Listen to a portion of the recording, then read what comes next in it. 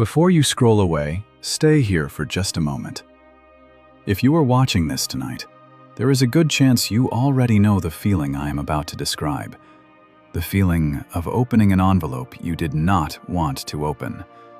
The feeling of looking at a number on a screen and then looking at another number and doing the quiet math that never seems to add up.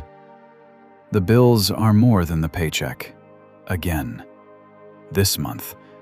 Like last month. Like the month before that. I want you to know something right at the start. You did not find this by accident. Maybe you were just looking for something to fall asleep to. Maybe you typed a few tired words into a search bar at 1 in the morning because you could not say them out loud to anyone. However you got here, you are here now, and I am glad. So do not leave just yet. Stay with me for this hour, because what we are going to walk through together is not a trick, and it is not a promise of easy money. And it is not someone asking you for the little you have left. It is something steadier than that. It is the oldest comfort there is, for the oldest fear there is, told through the words of God Himself and through the lives of real people who once sat exactly where you are sitting now. Let me just sit with you in it for a minute first. Because you have probably had enough of people who rush past the hard part to get to the happy ending. I think I know some of what your week has looked like. I think there was a night this month, maybe more than one, when everyone else in the house had gone to sleep and you stayed up at the kitchen table with the lamp on. The papers were spread out in front of you. The electric bill, the rent or the mortgage, the card statement with the balance that grew while you were not looking. And you were not really reading them anymore. You were just moving them around, as if a different arrangement might change the total. As if there were some order you had not tried yet that would make it all fit. I think there was a moment at a store or at a gas pump when you handed over a card and held your breath. You watched the little screen. You already had a second plan ready in case it said no.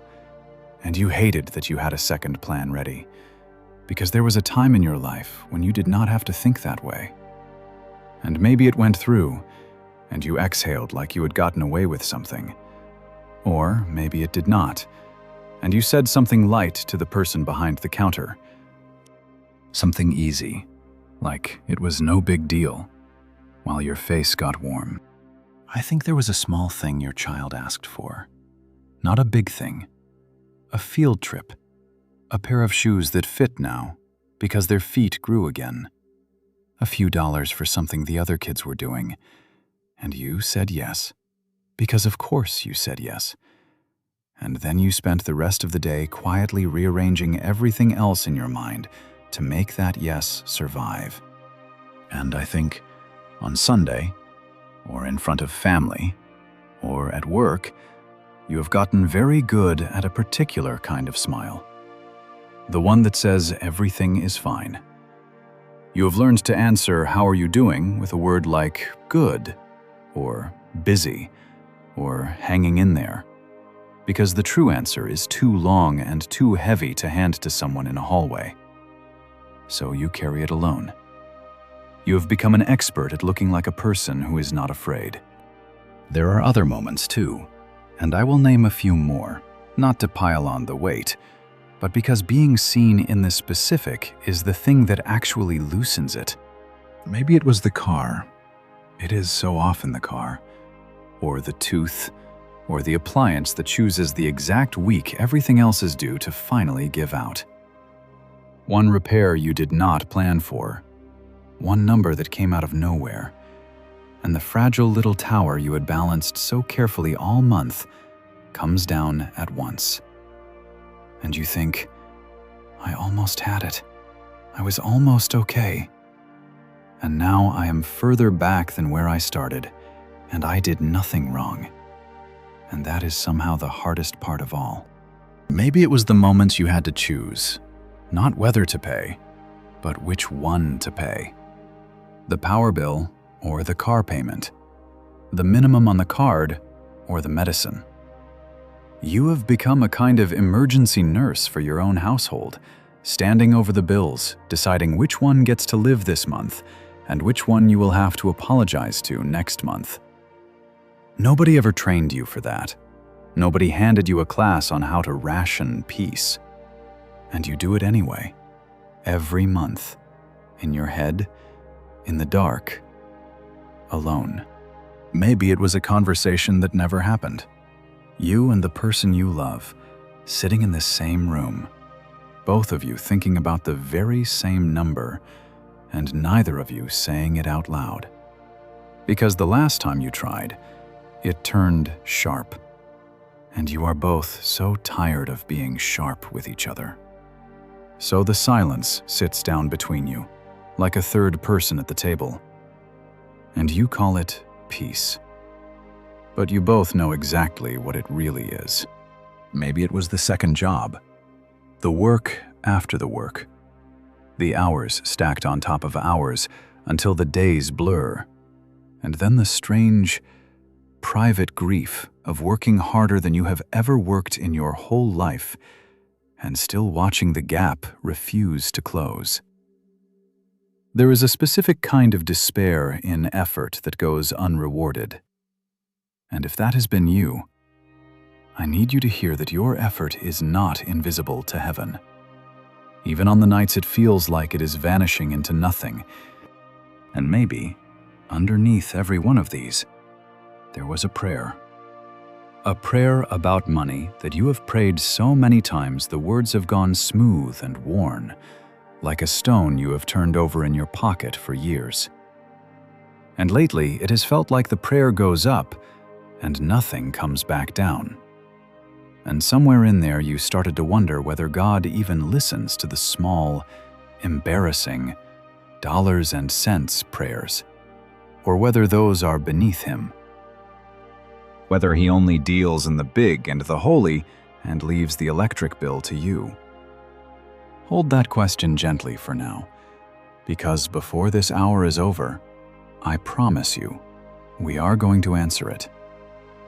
But even now, before the answer, hear this much.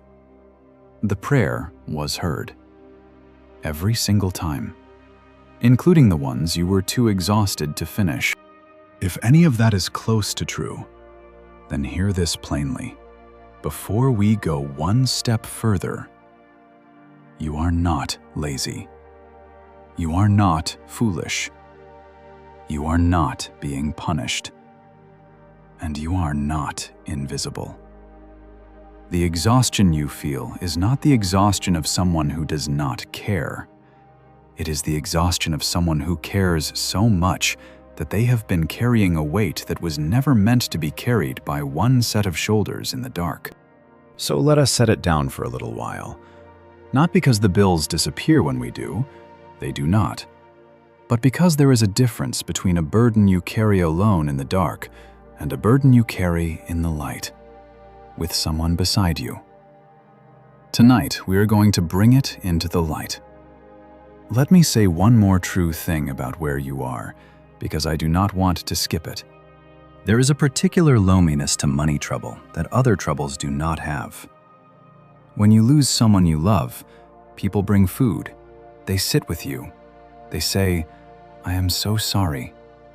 But when you are quietly drowning in bills, there is no casserole. There is no card in the mail. There is often no one to tell, because telling it feels like confessing a failure. And shame is a very good liar. Shame tells you that everyone else has it figured out, that the people in the pew next to you, the families in the photos on your phone, the coworker who just booked a vacation, that they all know some secret you missed. Shame tells you that if people really knew the number, they would think less of you. I want to gently take that lie apart, because it has been allowed to grow in the dark for too long. The truth is that you are surrounded by people doing the very same quiet math. Study after study in the past year has found that financial stress is rising for almost everyone, that more than half of adults feel it pressing on them, that it sits at the top of the list of what keeps people awake. The person who looks like they have it together is very often just better at the smile than you are. Or earlier in the same story you are living. You are not the exception in the room. You are the rule that nobody says out loud. And here is the thing about a fear that grows in the dark. It always looks bigger than it is, precisely because it is in the dark. The first kind thing we can do is turn on a light and look at it together. Not to make it small, to make it true. Because a true-sized fear is a thing you can actually face. A dark-sized fear is not. Now, I want to take you somewhere. I want to take you into a true story that is thousands of years old, because it is one of the most honest pictures of exactly this fear that has ever been written down. And it ends in a way that has surprised tired people for a very long time. There was a man named Elijah. He was a prophet, which sounds important, and it was, but it did not make his life comfortable. There was a famine in the land, a long drought, no rain, and that meant no crops, and no crops meant no food and no money, because in that world, your harvest was your income. Elijah was told by God to go and hide by a brook, a small stream, out in the wilderness. And here is the first strange detail. God said he had commanded the ravens to feed him there. Ravens, birds, not a storehouse, not a wealthy patron, not a bag of silver, birds. And the old account says it simply, "The ravens brought him bread and flesh in the morning, and bread and flesh in the evening, and he drank of the brook, morning and evening, bread and meat." Notice what God did not give him. God did not give Elijah a year of food at once. God did not fill a barn. God gave him breakfast, and then later, God gave him dinner, and then the next morning, breakfast again. Day by day, just enough, twice a day, delivered by the most unlikely couriers you could imagine. I want you to feel how uncomfortable that would be, because we usually tell this story like it is sweet, and it is not sweet. It is terrifying to live on what arrives that morning, with nothing saved for tomorrow. Every single day, Elijah had to trust again. He could not get ahead. He could not build a cushion. He woke up with nothing in the pantry and had to believe the birds were coming. That is not a man with financial security. That is a man being taught, one meal at a time, that he would be fed. Then the brook dried up, because the drought was still on. And you might think, well, there it goes. The one steady thing is gone. But God moved him on. God sent him to a town, to the home of a widow. Now, in that time and place, a widow with a child and no husband was about as close to the bottom of the economy as a person could be. She had no income, no protection, no safety net. And when Elijah found her, she was out gathering a few sticks for a fire. He asked her for some water, and then for a piece of bread. And listen to what she said back, because it might be the most honest sentence about poverty in the entire Bible. She said, "As surely as the Lord lives, I do not have any bread. I have only a handful of meal in a jar and a little oil in a jug. And see," she said, "I am gathering a couple of sticks so I can go in and make one last meal for my son and myself. And then," she said, "we will eat it and die." Sit with that. She was not exaggerating for sympathy. She had done her math too, at her own kitchen table, in her own lamplight, and the math said this is the last one. One final small meal, and then there is nothing. She had reached the bottom of the jar. She had counted it out and accepted the ending. If you have ever looked at your accounts and felt that the story was simply over, that there was no more after this, then you and that widow are standing in the very same room. And Elijah said to her, "And I want you to hear these 2 words first, because they are the same 2 words God keeps saying to frightened people all through the scriptures. Fear not. Fear not." "Go and do as you said," he told her. "But make me a little cake first and bring it to me, and then make something for yourself and your son." And then he told her what God had said. He said, "The jar of meal will not be used up, and the jug of oil will not run dry, until the day the Lord sends rain again on the land." Now think about what was being asked of her. She was being asked to take the last of the last, the final handful, and use some of it before she could see how it would be replaced.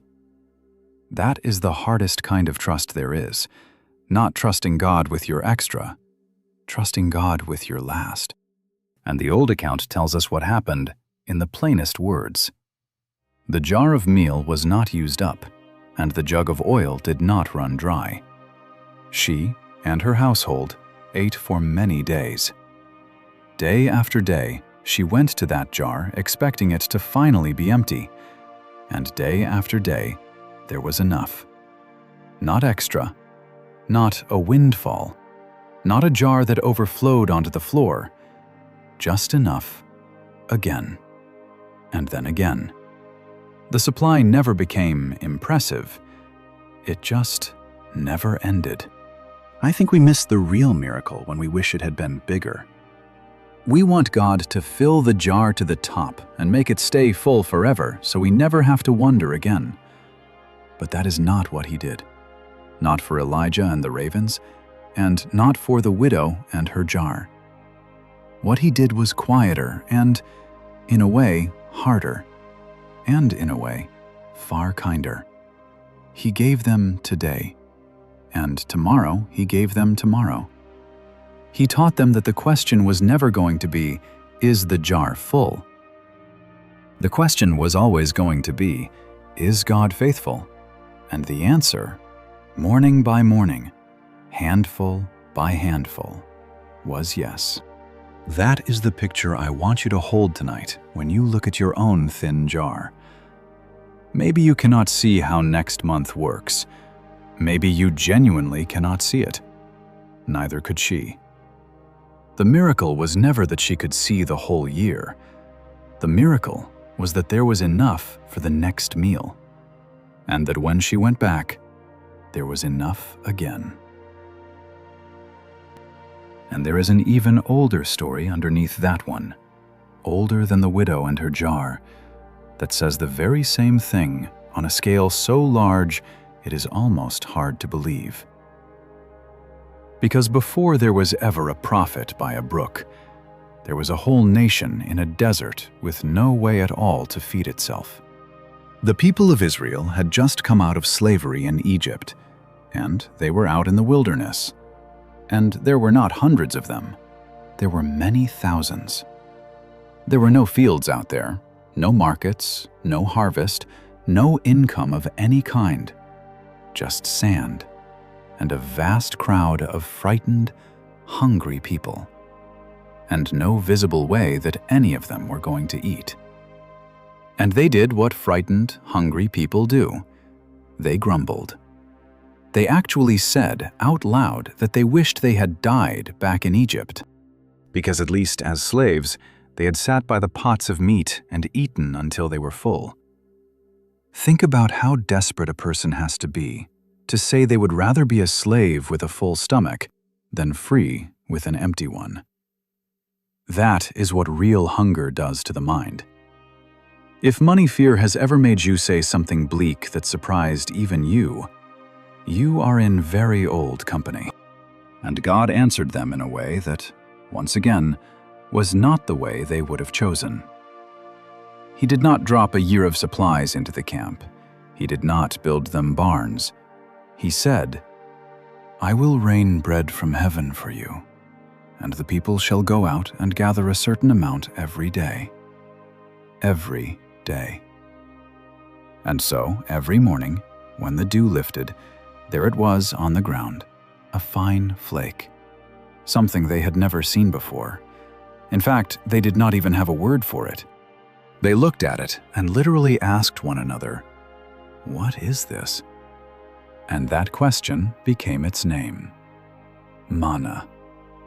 The bread whose very name is a question. And the instructions came with it. And the instructions are the whole point. Each person was to gather just enough for that day. And here is the detail I do not want you to miss.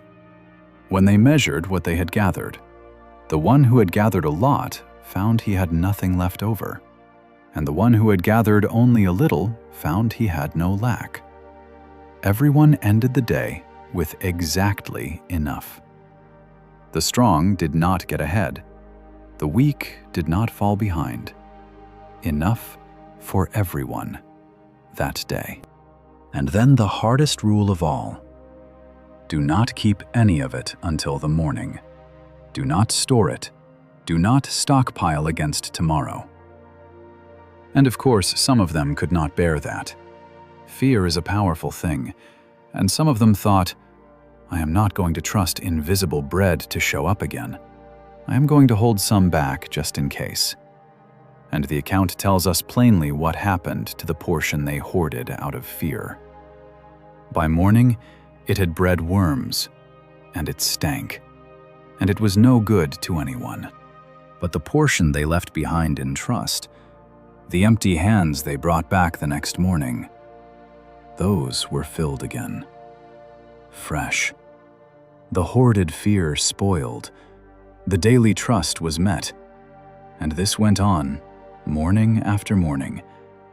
Not for a week, not for a year, but for 40 years, until they finally reached a land where they could plant and harvest again. Now sit with what God was doing there, because He was clearly doing it on purpose.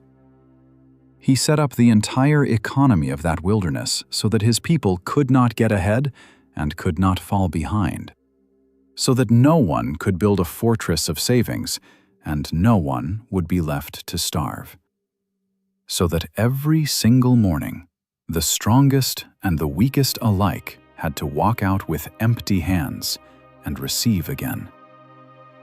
Why would a loving God do that? For the very same reason a good parent does 100 hard things. Not to torment them, to teach them, one sunrise at a time, in a way they could never forget, exactly who it was that fed them. And then, many centuries later, when Jesus stood in front of His own crowd of ordinary, worried people and taught them how to pray, He reached back and picked up that very same lesson and handed it to us. Because when He taught them what to ask God for, He did not say, "Ask Him for this year's bread," or this decade's security, or enough to never have to wonder again. He taught them to say, "Give us this day our daily bread." This day. The same word, the same mercy. The God of the manna and the God of that prayer is the same God, and He has always run a daily economy. And there is, if you can receive it, an enormous kindness hidden in that. Because it means you are never actually required to have next year's faith today. You do not have to figure out how all of the tomorrows will be fed. You cannot, in fact, if you tried to gather all of tomorrow's manna tonight and hold it, it would only spoil in your hands and rob you of your sleep, which is, if you think about it, a fairly accurate description of what worry actually does. What is keeping so many of us awake at the kitchen table is not really today. Today, most nights, there is something. A roof, a meal, a bed. What is crushing us is the imagined famine of every tomorrow stacked on top of each other all at once. But you were never asked to carry all of those at once. You are only ever asked, and only ever able, to gather the bread of this one day. Tomorrow there will be tomorrows, and the God who has met you every single morning of your life so far, even the mornings you do not remember, is not planning to stop. I'm going to step out of the story for just a moment. If this is reaching something in you, if you have been carrying this quietly and it helps to know you are not alone in it, I would gently say this. There are a lot of people watching this who are carrying the very same weight. If you want, you can leave one word in the comments about what you are carrying tonight, so that the rest of us can pray for you, and you can pray for them. You do not have to. There is no magic in it, and no one here will ever ask you for anything. It is just that burdens get lighter when they are spoken in the company of people who understand. And if this channel has been a quiet companion to you, you are welcome to follow along, so it can find you again on the next hard night. That is all. Now let us keep going, because the old story is not the only true story I want to give you. There are people living right now who have walked the floor of the empty jar and come out the other side. And I think their stories belong to you tonight as much as to anyone. Let me tell you about a couple named Glenn and Regina. There came a point in their life when everything they had built came apart, and they had to declare bankruptcy. That word, bankruptcy, can sound clean and clinical when you read it. It is not clean when you are living it. For them, it meant years, not days, of trying to start over and watching their efforts come to nothing. Glenn has described that season honestly. They were so poor, he said, that they did not even have a refrigerator. They were living out of a cooler. There was no income. He kept a jar, and whatever loose change ended up in his pocket, he would drop into the jar. And for quite a while, that jar of loose change was something they actually lived on. I want you to notice that there is no shortcut in their story. It was not a bad week that turned good by Friday. It was 2 long years of fruitless effort, of small humiliations, of a cooler instead of a refrigerator, of counting coins. If you are in a season like that right now, where you have been trying and nothing seems to move, I do not want to insult you by pretending it is quick. It was not quick for them either. Faithfulness in a long, hard season is not the same as a fast rescue, and anyone who tells you otherwise is selling something. What changed for Glenn and Regina was not that a check fell from the sky.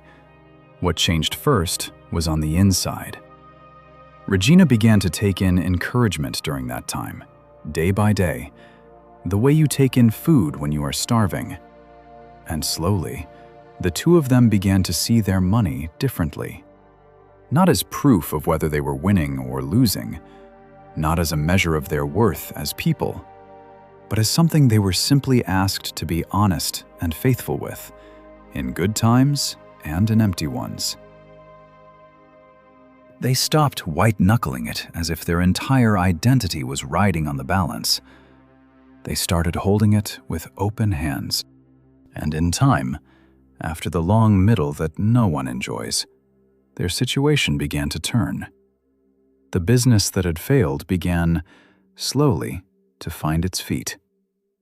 2 years later, they were standing on solid ground again, and when they told their story, the thing they kept coming back to was not, "Look how much we made."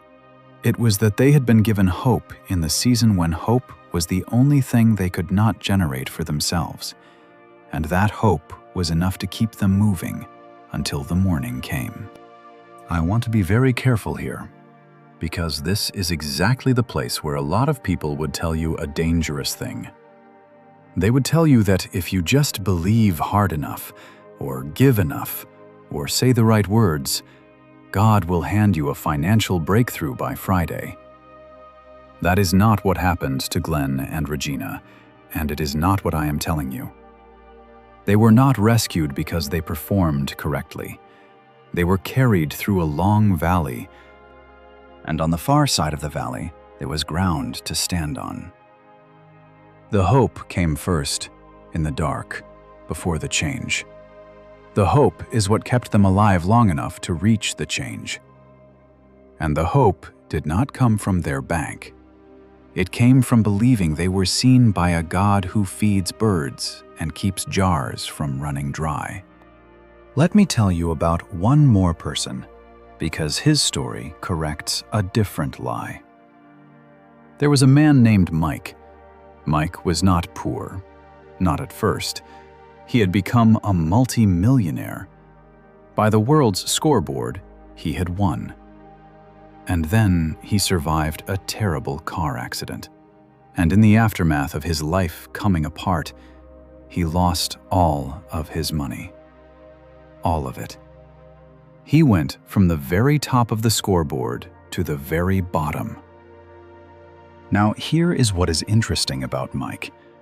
He had been a wealthy man, so he, of all people, knew the secret that the rest of us only suspect.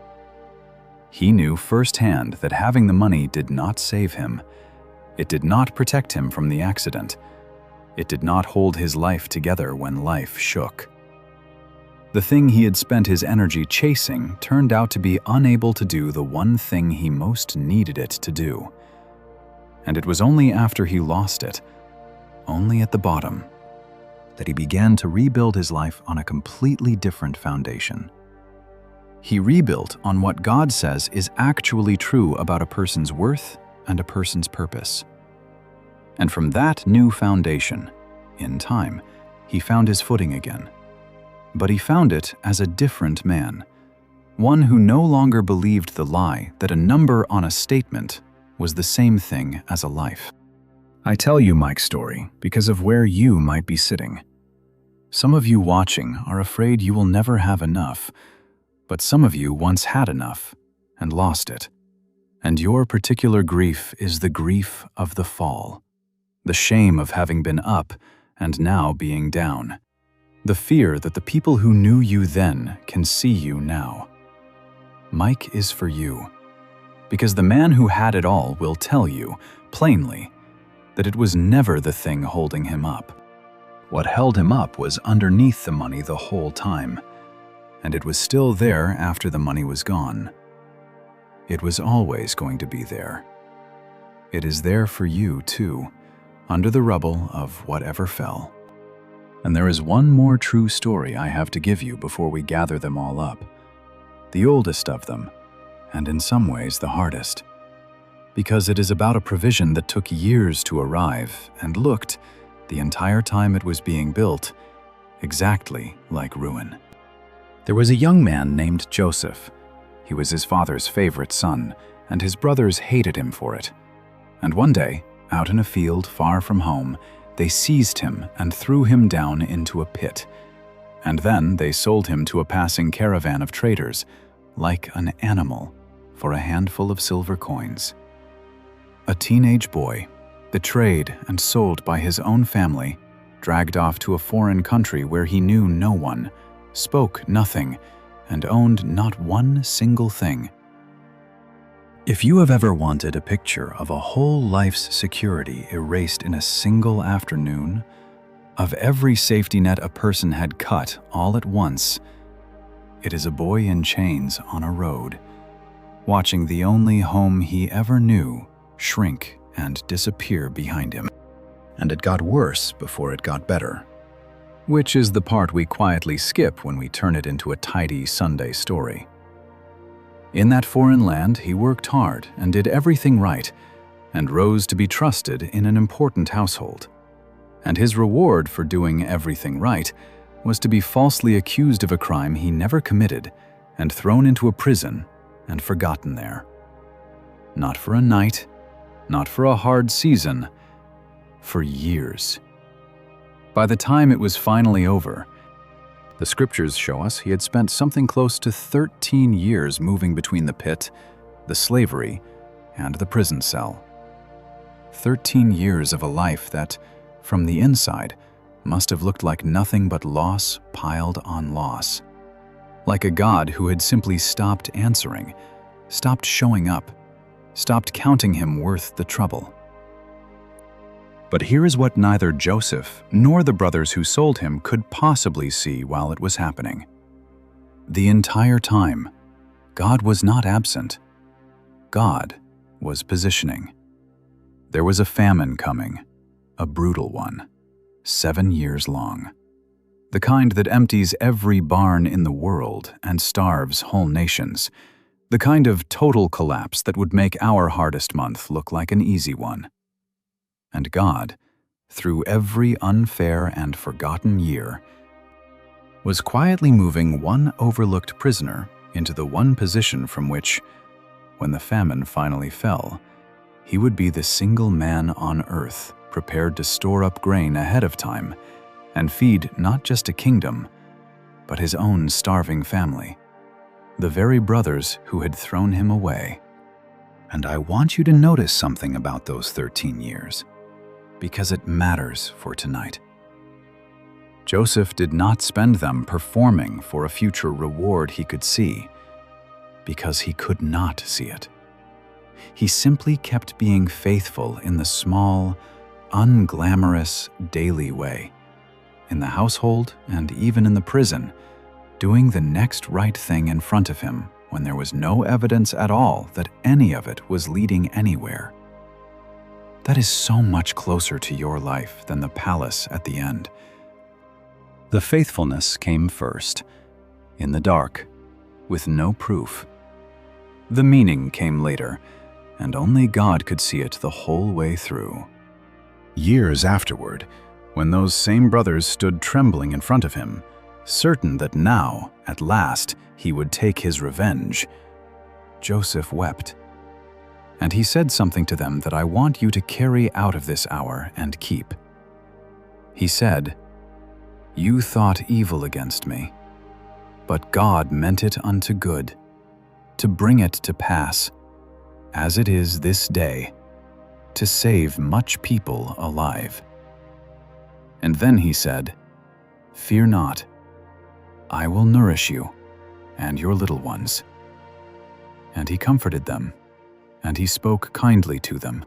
Sit with what he was truly saying, because it is finer than we usually make it. He did not pretend the evil had not been evil. What his brothers did was wicked, and the prison years were unjust, and Joseph never once called the pain itself good. What he said was that God had been able to take the very thing that looked like the end of him and weave it, in the dark, across years, into the thing that saved everyone he loved. The provision was being built the whole time he believed he had been abandoned. The rescue was growing its roots underground during the exact season that looked, from above, like nothing but dead and barren dirt. I will not stand here and promise you that your hard season is going to end in a palace, because I will not put a word in God's mouth that he did not say. And Joseph's rise is not a receipt handed out to everyone who suffers. That would be the very lie this whole hour has been gently pulling out of your hands. But I will tell you what Joseph's story does promise, because it is written into the character of God himself and not into Joseph's circumstances. It promises that a season that looks like loss is not evidence that God has left the room. It promises that he is fully able to work underneath what you can see, on a timeline far longer than your patience, turning even the wasted and the unfair years toward a good you cannot yet imagine from inside the cell. And it promises that the whole aim of his providing was never merely to make one person comfortable. It was, in his own words, to save much people alive.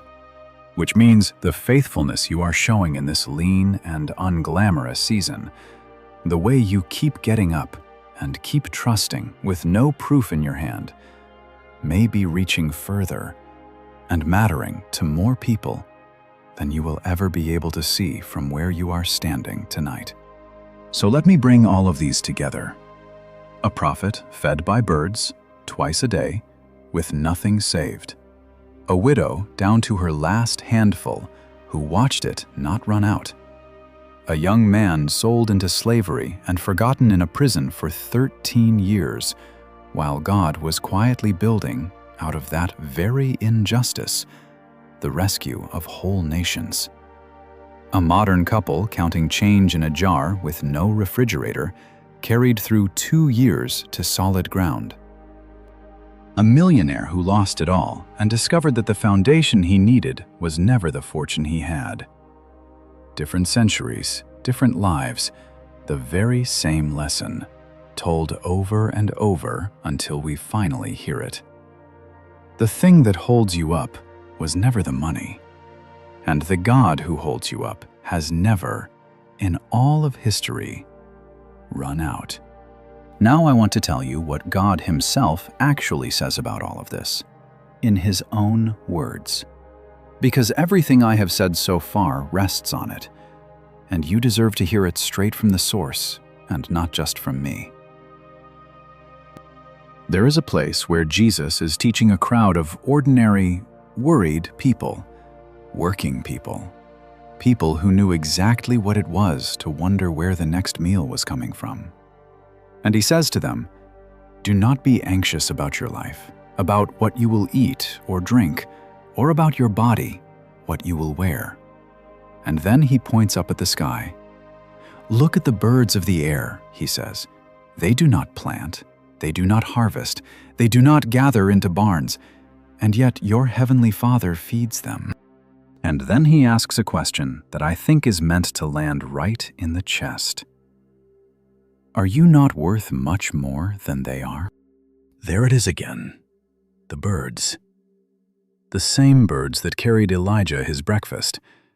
Jesus is saying, look, you have watched God feed creatures who do not earn, do not save, do not plan, do not own a single thing. You have seen it your whole life and never thought twice about it. Now do the math you are so good at, but do it in the other direction.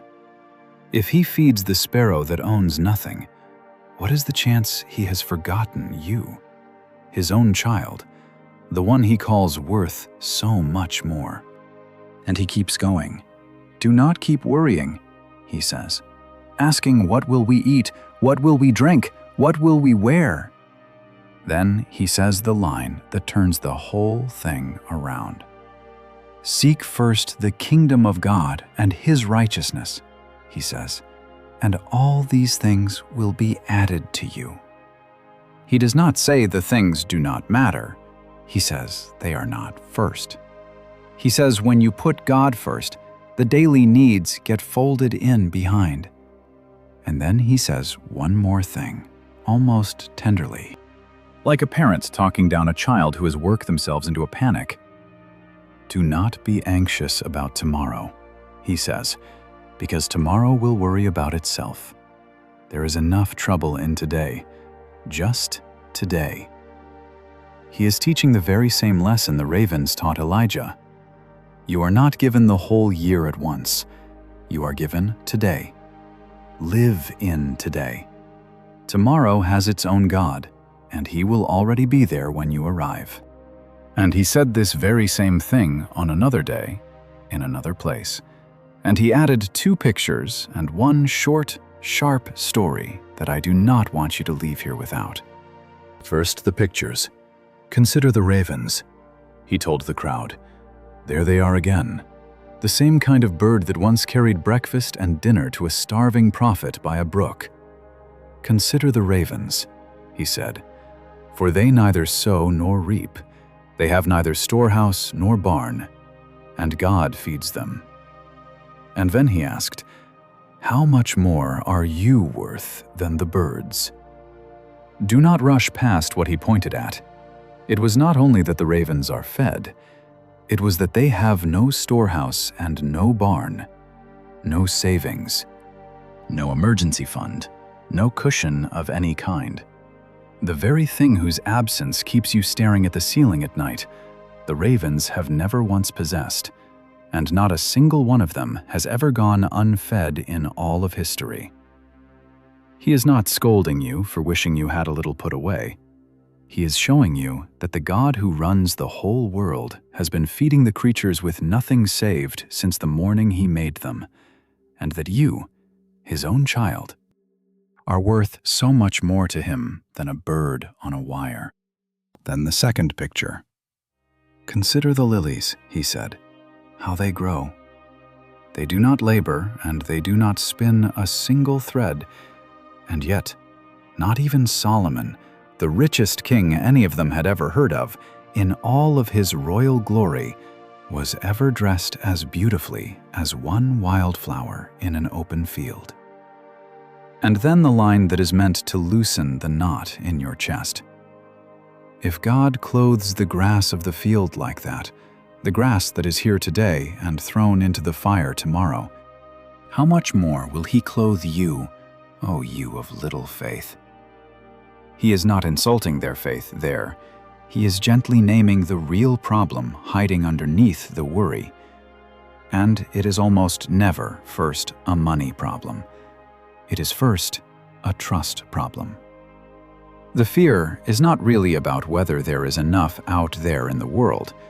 It is about whether the one who made the world still remembers your name and your address tonight. And just before all of that, He told a short story that cuts directly against everything the world has been shouting in your ear. There was a rich man, he said, whose land produced so well that he ran out of room to store it all.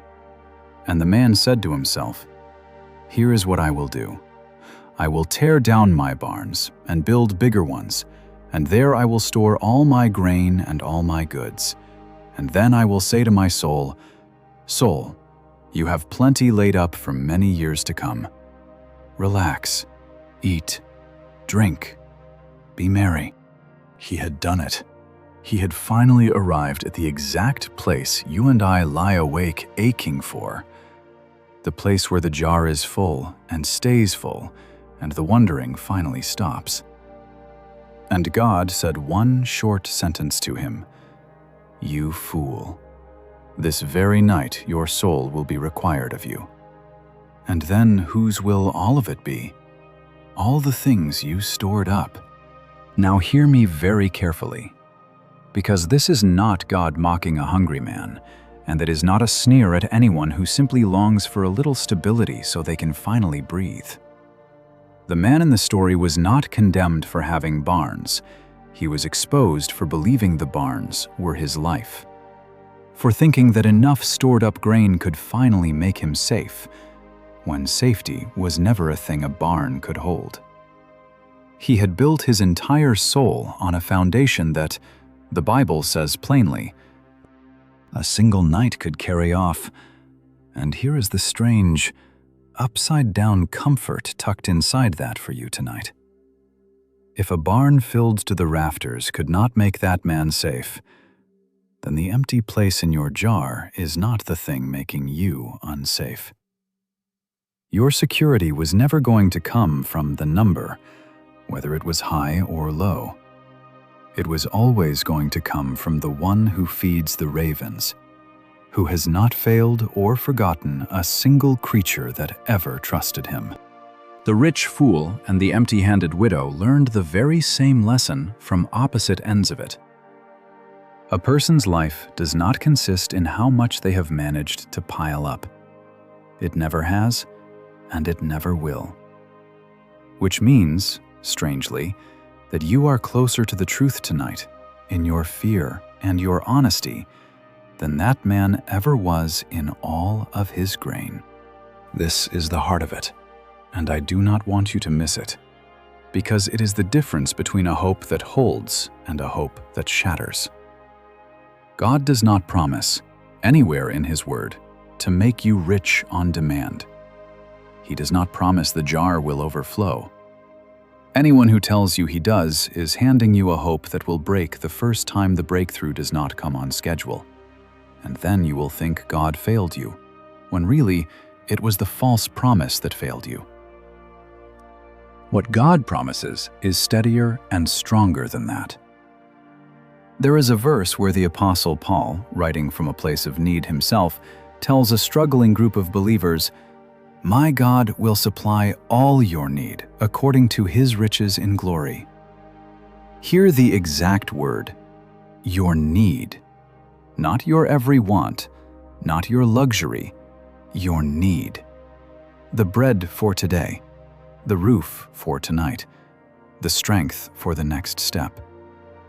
He promises to meet the need, faithfully, the way he met it for the prophet and the widow.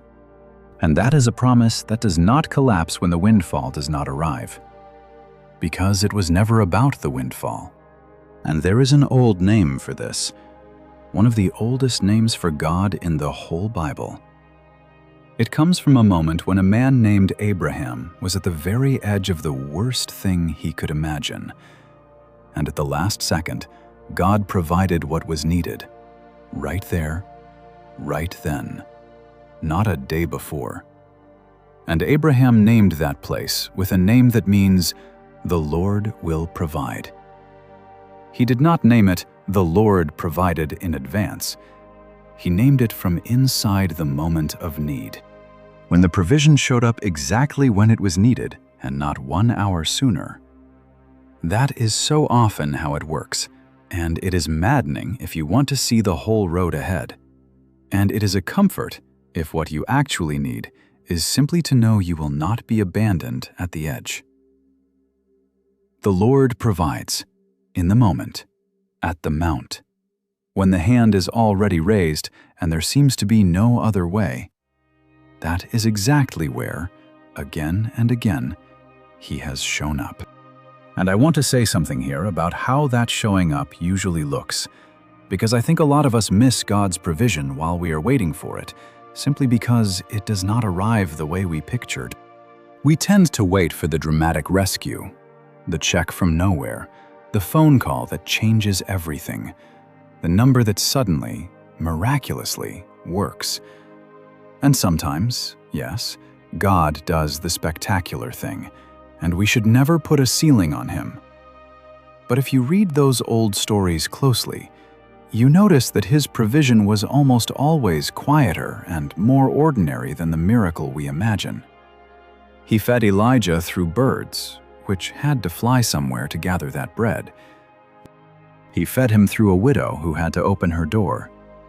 He fed a famine-struck family through a brother they had wronged, who had spent years learning, in a prison, how to manage grain. He fed a whole wilderness with bread that still had to be walked out and gathered by hand, every single morning, with effort. So watch for the ordinary. The provision in your life may not announce itself with trumpets. It may come as the friend who quietly says, "Let me get this one." The unexpected shift that opens up at work. The neighbor with extra from their garden. The bill that turns out to be smaller than you feared. Or the deadline that gets extended. Or the skill in your own 2 hands that someone finally needs and is willing to pay for.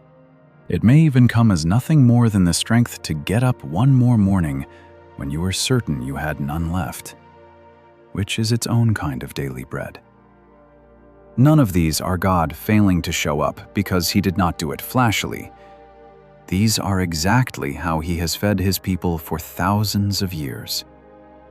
If you spend the whole famine scanning the empty sky for ravens, you may walk right past the loaf already sitting in your hand. Part of trusting Him is learning to recognize His provision in its working clothes, plain and unremarkable and easy to overlook, and to whisper, "Thank you," when it shows up dressed like an ordinary Tuesday.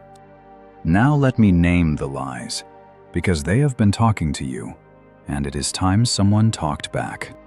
The first lie is you are behind.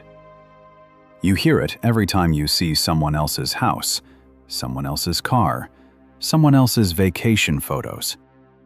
You are behind. But behind what? Behind whom? There is no race.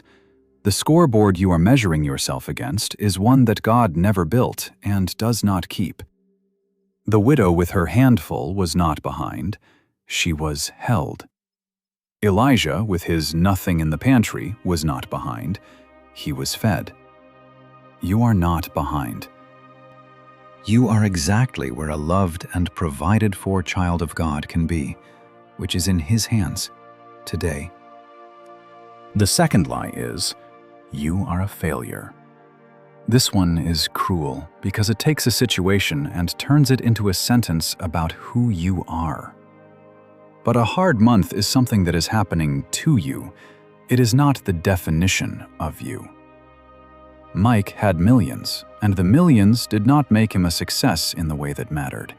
And then he lost them, and the loss did not make him a failure in the way that mattered. Your worth was never printed on a statement. It was settled long ago by a God who looked at you and decided you were worth everything before you had earned a single cent. The third lie is the heaviest, and I want to handle it gently.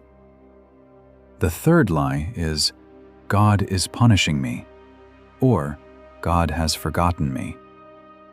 When the need goes on and on, it is so easy to read the silence as abandonment. But go back to the ravens. The whole time Elijah was living hand to mouth with nothing saved, God had not forgotten him. The lack was not a sign of God's absence. It was the very place God was showing up, every morning, in feathers and bread. Your empty jar is not proof that God left.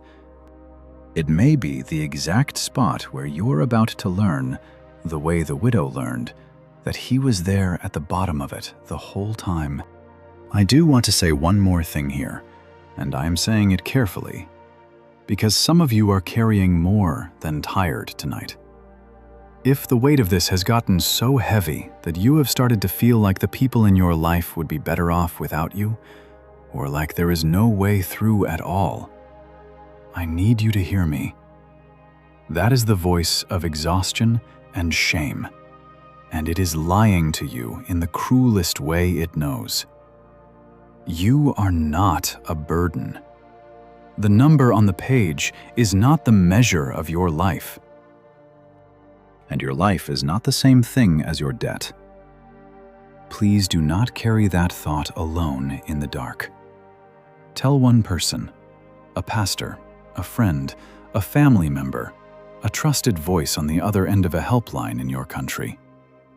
The same God who fed the prophet by ravens put people in your life on purpose, so that you would not have to be the widow gathering sticks alone. Let one of them in. There is no shame you could confess that would make you less loved than you are right now. Now I want to give you something that ties the whole night together. Because two of the heaviest fears you carry are actually the same fear wearing two different coats. And there is one verse that takes off both coats at once. The two fears are these. One is the fear that you do not have enough. The other is the fear that you are on your own. And in one short line, tucked into a letter near the back of the Bible, God puts both of them to rest in a single breath. The writer says, "Let your life be free from the love of money, and be content with the things that you have."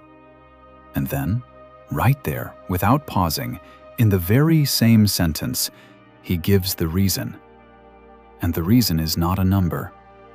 He says, "Be content with what you have. For he has said, I will never leave you nor forsake you." Stop and notice what just happened, because it is one of the most quietly powerful things in all of Scripture. The cure that is offered for wanting more is not getting more. The cure for the fear of not having enough is the promise that you will never be alone. God ties contentment and His own presence together on purpose, as if to tell us that what we are really starving for, underneath the money, is not actually more money. It is the assurance that we have not been abandoned. And to that deepest hunger, He says the plainest possible thing: I will never leave you. I will never forsake you.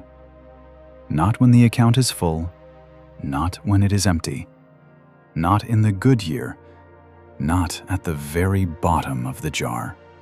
And the man often connected with these ideas knew this from both sides of life. The Apostle Paul, who wrote so much about provision, had been rich and had been poor, had been full and had gone hungry, had been comfortable and had been in prison. And out of all of that, he did not write, I have figured out how to always have plenty. He wrote something far more useful to you tonight. He wrote, I have learned, in whatever state I am, to be content. Learned. It is a word that should give you hope, because it means contentment is not a personality you are either born with or born without.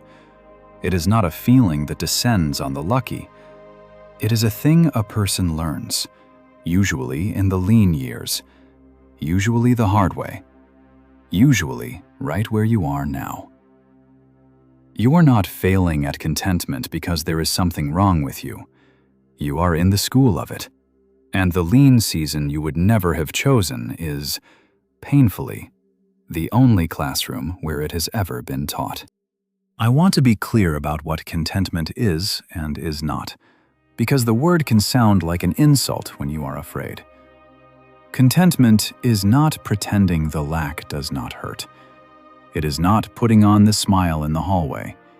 It is not telling yourself the bills do not matter, because they do. Contentment is something much braver than that. It is refusing to let the lack convince you of a lie. The lie that says less money means less of God's love. The lie that says an empty jar means an absent God. Contentment is looking at the thin handful in front of you and saying, this is not everything I want, but the one who is with me is more than the thing I lack, and he has said he will not leave. And this is exactly where that first cruel lie, the one that says you are behind, finally loses its voice. Because comparison is a thief, and the thing it steals is today's bread. Every minute you spend staring at someone else's table, their house, their car, their bright and careful photographs, is a minute the manna in front of you goes ungathered and ungrateful. The race you have been losing sleep over was never real. There is no finish line that God is keeping. There is only this.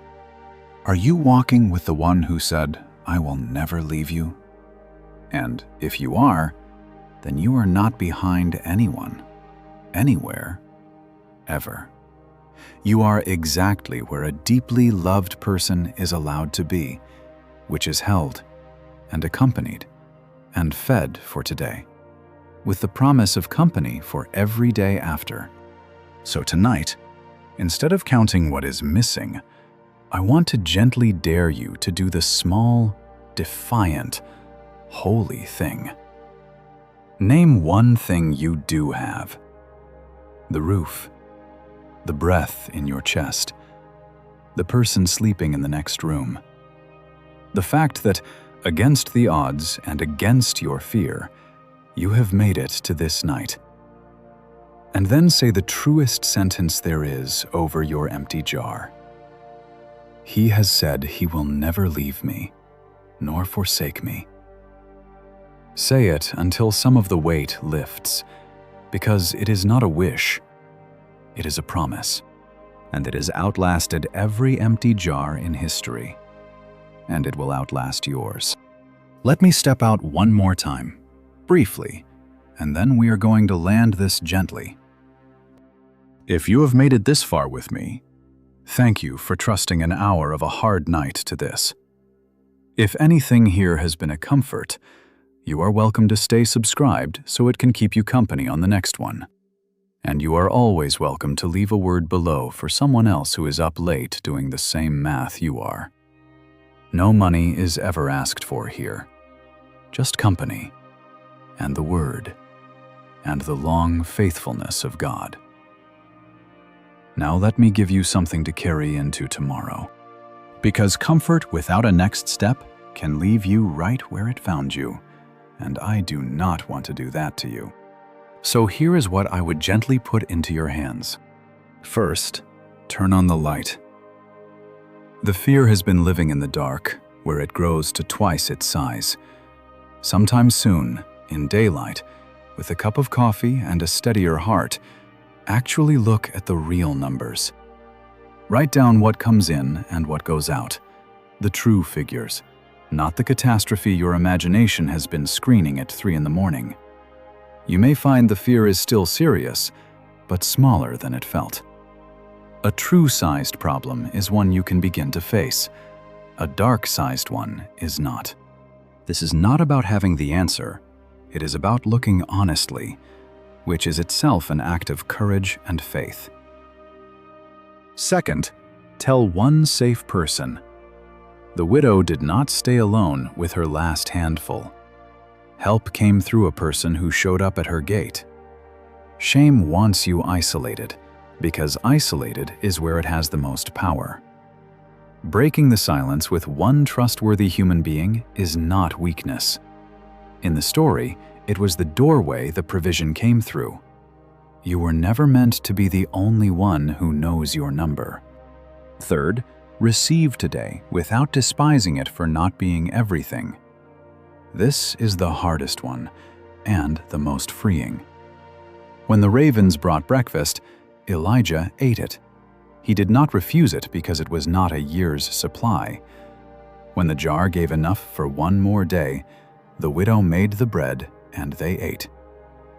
If there is provision in your today, the roof that is still over you tonight, the meal that is on the table, the friend who covered the small thing, the unexpected bit of work, the jar that has not run out yet, do not let your fear of tomorrow rob you of the gift of today. Say thank you for the handful.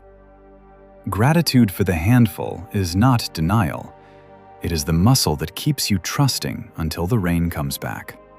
And fourth, take the next small, faithful step. And only the next one. Not the whole staircase. The one stair you can see. Make the one phone call. Send the one message. Apply for the one thing.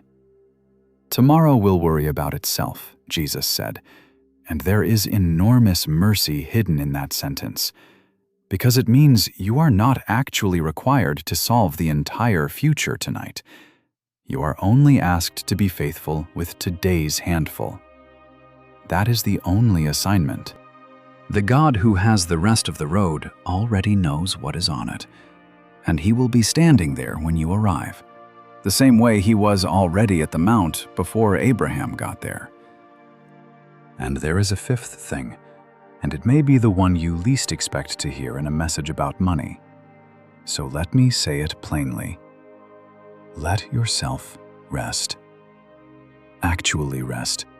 When God fed that wilderness with bread from heaven, He did something tender that is easy to miss. On the 6th day of every week, He sent twice as much, a double portion, so that on the 7th day, His tired people would not have to go out and gather at all. They could stop. They could breathe. Even in the desert, even in the middle of the most uncertain provision they had ever lived on. God built a day of rest into the very system of their survival, because He knew something about them that you need to hear about yourself. He knew they were not machines. He knew that a person who never stops, who answers every fear by working harder and sleeping less and bracing tighter, will eventually break. And that the breaking does not actually fix the money. He made rest a command, not because He did not care about their needs, but precisely because He did. So hear this, you who have been running on empty for so long that you have nearly forgotten what rest even feels like. You are not required to solve this by sheer exhaustion. You will not out-worry the bills. You will not lie awake your way into a solution. The lying awake is not noble, and it is not helping. And the God who watches you stare at the ceiling at 3 in the morning is not impressed by your sleeplessness. He is grieved by it. The way any loving parent is grieved to watch their child wear themselves down to nothing, trying to carry what was never theirs to carry alone. There is a place in the Scriptures where it says that He gives His beloved sleep. That is not laziness. That is an act of trust. To close your eyes while the problem is still unsolved is to say, out loud to God with your own body, I cannot carry this for the next few hours. And so, I am going to let you hold it while I cannot. Sleep itself can be a prayer. Rest can be the most defiant act of faith you perform all week. So somewhere in the coming days, find the small Sabbath you have been denying yourself. An hour, an evening, a walk where you do not do the math, a meal you actually taste instead of rushing through. Permission to set the whole thing down for a little while and remember that you are a person, beloved, and not just a set of accounts to be managed. The manna will still be there in the morning. It always has been, and you will gather it better and carry it further. As a rested child than as an exhausted one. And now let me keep the promise I made you back at the beginning of this hour. Because somewhere early on, I said that many of you have quietly wondered whether God even hears the small, embarrassing, dollars and cents prayers. The prayers that are not about anything lofty or spiritual, but about rent, about groceries, about a number on a screen. And I told you we would answer that before we were done. So here is the answer, plainly. He hears them. He has always heard them. And the proof is woven through every single story we have walked through tonight. Think about what God actually concerned himself with in those accounts. Bread, meal in a jar, oil in a jug, flakes of food on the desert floor, grain stored up against a famine. These are not grand, stained glass, cathedral things. These are kitchen things, pantry things, the most ordinary, physical, dollars and cents needs a body can have. The God of the whole universe bent down and busied himself with one widow's flour, and one prophet's breakfast, and one whole nation's daily meal. And he did it tenderly, and he did it on time, again and again and again. A God like that is not too busy or too holy for your electric bill. The same Jesus who told you not to worry also told you, in the very same breath, that your heavenly Father already knows that you have need of these things. He used that exact word, need. He was not embarrassed by your needs. He named them out loud. He knows you have them. He is not waiting for you to bring him only the polished, spiritual-sounding requests. He is your Father, and a good father wants to hear about the small things too, the worn and the tired, and the unglamorous things. The prayer you almost did not bother to pray because it felt too ordinary to trouble heaven with. So if you have been holding back the real prayer, the one with actual numbers in it, because it felt too small, or too shameful, or too much like you were treating God as a bank, you can stop holding it back tonight. Pray the real one. Tell him the actual figure. Tell him which bill. Tell him what you are afraid of, by name. Not because he does not already know, but because something in you needs to hand it over in words. And because he has never once rolled his eyes at a child who came to him honest and afraid. The prayers you assumed were too small to be heard were heard the most clearly of all, because they were the most true. That is the answer. He hears. He has always heard. And the silence you sometimes felt was never him turning away.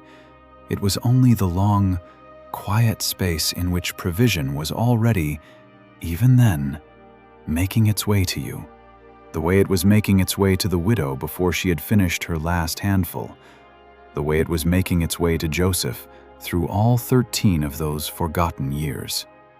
Now let me leave you with a blessing, and then I will let you rest, because you are so tired. And rest is also a thing God gives his children on purpose. May you remember tonight that the God who commanded the ravens to carry bread to a hungry prophet, morning and evening, knows your name and your address and the exact figure on the page that frightened you this week. May you remember that the jar that should have been empty was not, and was not again the next day, and the day after that, not because it was full, but because He was faithful. May the lie that says you are behind, that you are a failure, that you have been forgotten, fall silent in the light of the truth that you are seen, you are held, and you are worth far more than the sparrows He has never once failed to feed. May you sleep tonight, not because the problem is solved, but because the weight is no longer only yours. May you wake tomorrow able to look honestly at what is real, brave enough to tell one person, grateful for the handful in front of you, and free to take only the next small step. And may you come to know the way the widow came to know, the way Glenn and Regina came to know, the way even a man who lost millions came to know, that the foundation beneath you was never the money, and that the one who is the foundation has never, in all the long history of frightened and faithful people, run dry. The bills may be more than the paycheck again this month, but you are not alone at that kitchen table. You never were. Rest now, and come back when the night is long. There will always be a light on here, and a word from the one who feeds the birds, and a seat for you. Good night, friend. You are going to be all right. Not because you have it all figured out, but because He does, and because He has not forgotten you, and He is not going to start now.